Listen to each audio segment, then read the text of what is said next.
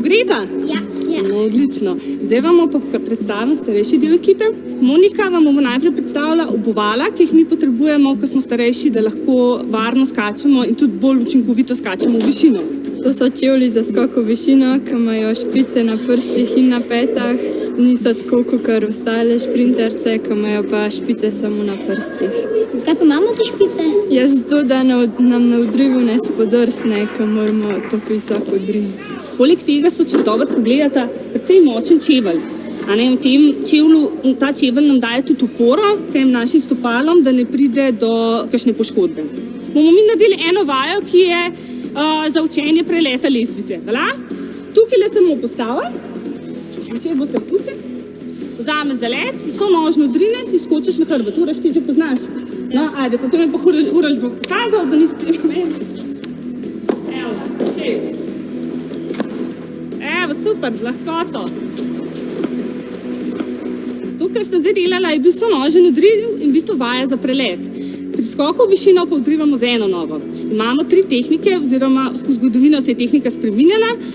Pokazali bomo tehniko škarice. Ta je v bistvu bolj zato, da se mi sploh učimo pravilno skakati. Potem nam bo Stanka pokazala, kako se je včasih skakalo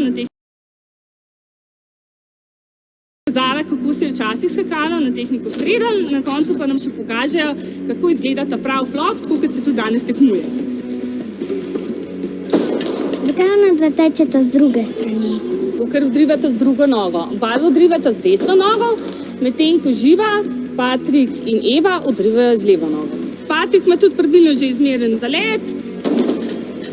Zdaj pa bomo še konec vam pokazali, kako za primerjavo malo bolj optično, kako visoko naši atleti skačejo. Vas bomo obrisali na tem kartonu, karton postavili pod palico, nato pa prosili naše atlete, da skočijo čez. Kjer se bo prvi legel gor, da ga navišamo? Ok, pojdi. Takole enega angelčka. Nisem pa hudega, jaš. Sanka še čez palasa. Tako, zdaj smo hrbtologa prerisali, preštimali, bomo pa spustili naše najboljše atlete, da vas probajo preskočiti. No pa dajmo videti, če bojo zmogli. Za konec pa še disciplina preskočiti hrbtologa. Izvoli, Patrik.